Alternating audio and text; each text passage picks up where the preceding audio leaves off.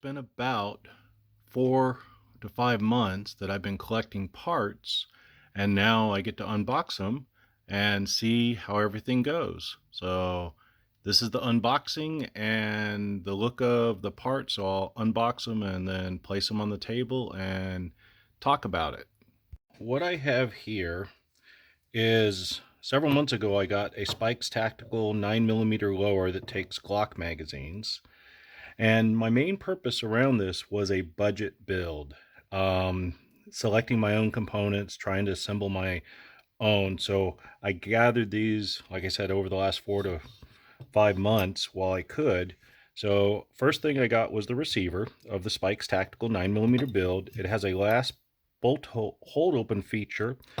One of the next things I got was in researching 9mm PCCs, I found that the buffer was critical for the proper cycling, and Odin Works has a adjustable buffer which has 3 titanium weights and then a steel one and then an aluminum one, so you can completely adjust the weight very significantly. So that really sounded positive that I might be able to tune the buffer so that it would work better. Also, what I got was a Odin Works super light 9mm barrel. Now, this barrel here actually only goes about 5 inches as far as the actual barrel, but it has an aluminum shroud that is welded on and has a compensator built in. So this is the reason why they call it super light. So this would help minimize the weight. So if I look at doing this in competition, there's a good chance that this might be easier to go from target on transitions from target to target. You'll notice that it has a nice chamfer for the rounds to go in. I'm hoping that that will minimize the possibility of jams. So I have that. The next part you'll see, I got a standard, this was really cool, the local gun store who does work on rifles and sells rifles, they replace parts and they had a bunch of stock safeties, $1 each, so I picked up one of these. They also had stock pistol grips for, again, $1 each, so I picked up 2 of those. Now, you may be wondering what this abomination is right here. Well, let me mention, I'm in California. That'll become clear because in California, I have to make this pistol caliber carbine, PCC, into what's called a featureless. So pistol grips are not allowed. And there's a bunch of rules on it. I'm not going to go into details, but this allows me to have a grip that technically won't meet the pistol grip. I got a Presma Handguard M-Lock, very inexpensive and was very nice. So for the red dot, Tasco makes a PCC red dot that comes with a high-rise mount and also has a sunshade. And the reason why I kind of like this, I used Tasco ProPoint back in the 90s, early 90s, on a red dot. So I know this is extremely budget, low end, but I was looking for a large objective lens as possible. So this is 30mm to make it hopefully easier to find. Again, I don't know if this is going to work, but for a low end, it's a it's at least a brand, so I'll have to see how this works. So that's there. And then the last thing that actually kind of made it was right after SHOT Show, Palmetto State Armory was having a huge discount on the rest of the components that I needed. The trigger, and it was a whole set. And let me open this up. So in here, I have buffer tube, I have stock, I have trigger, I have a grip which I won't be able to use, but a lot of components, and there's actually some more components because on the Spikes Tactical, it comes with the magazine catch, and you know, so there's some things that won't be used because it's a PCC, but this was a awesome deal. I'm gonna have to do some stuff to the collapsible stock so it's not collapsible. Again, that's not, I need to make this a California featureless build, but I'm going to go ahead and get started. It's probably going to take me some hours, and then as I get things done, I'll go ahead and discuss it. A couple of components that I forgot to go into is I also got a Spikes Tactical bolt carrier group.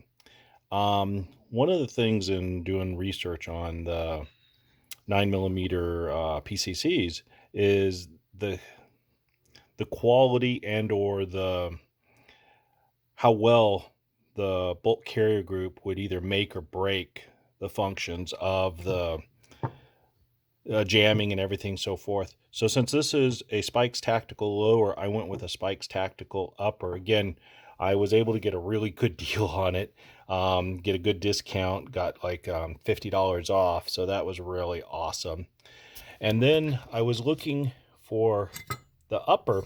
This is a KM Tactical upper receiver. Again, very cost effective. Notice it has no forward assist. It's very streamlined, and this is specifically for PCC. So you'll see that it's not a 223. It has a big open chain ejection port. Has a minimal what do you call that? A deflector for the case deflector, and then also there's no ejection port door, so it'll be open. But the cost on this was really nice. And then the other thing I noticed, because this is a PCC, you'll see right here where my thumb is, you'll notice that it is cut out. And I didn't know that when I placed the order. It'd been really nice if they had put it on the description, because this is an awesome feature on the PCC. And the reason why it's such an awesome feature is because I've heard a lot of complaints on people putting standard mil-spec uppers, and because of this last bolt open feature, that would interfere, and they would actually have to come in here and basically cut away or file, or it would interfere. So this is an awesome feature. So I think this, I'm hoping that this upper receiver from KM Tactical is going to work beautifully, because it looks good. And it looks like it has the features for a PCC build that's very nice. So again, we'll see how that goes. And then again, I also got an inexpensive charging handle from one of the budget places when I got the barrel. But we'll go ahead and go forward. Great news, it's done and it worked. Awesome. Some things just to point out. Here was the Presma rail that I was telling you about. It's a very inexpensive rail, very nice, worked out well. Funny thing is, I had to buy a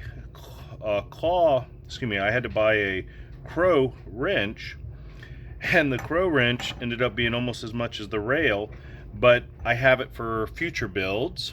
This was to put the barrel nut on that the free float handguard attaches to. And here was the featureless grip, which basically puts your web of your hand above the lower part of the exposed trigger. That was modified or created by using a screw here and then using steel stick to basically create a barrier, so the web of my hand actually has to be above there.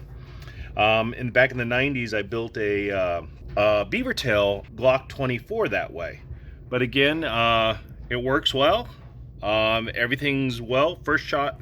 Okay, so the first shots today fired factory ammo, worked fine, worked wonderful. Of course, the scope was off. I had to adjust the scope so that way it hit where it was aiming at. Next thing, I tried some of my reloads, and they worked fine too. Everything was wonderful. So I went and shot a match with it. So again, here's the view of the other side of the rifle. Now, one of the things I want to point out is because this area is shorter than a 223 or an AR-15 style, what will happen is this bolt will actually come back further and you have the magazine catch on the other side. Well, what'll happen is the bolt will go back in about an inch, and then as it comes back, if you have an empty magazine in, what will happen is the bolt will have enough momentum where it can break that magazine catch. And the simple solution I found on some other people's videos, inside the buffer tube, what you do is you put quarters to space it so that way you can have the bolt only come back maybe 1/8 of an inch or 1/4 inch past where the magazine catch is, and then it comes back forward so it doesn't create the momentum to put a lot of stress and break the magazine catch. So I have about $3 worth of quarters in the back of the buffer tube. Other than that, everything went well. Have some videos of the match, and it worked well.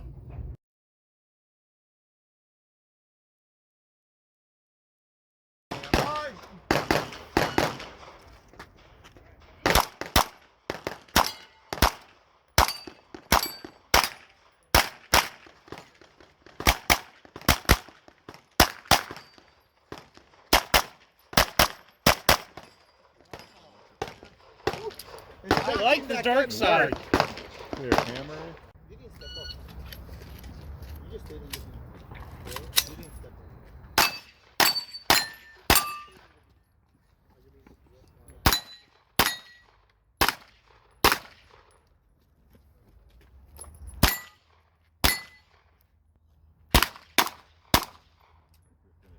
Bye.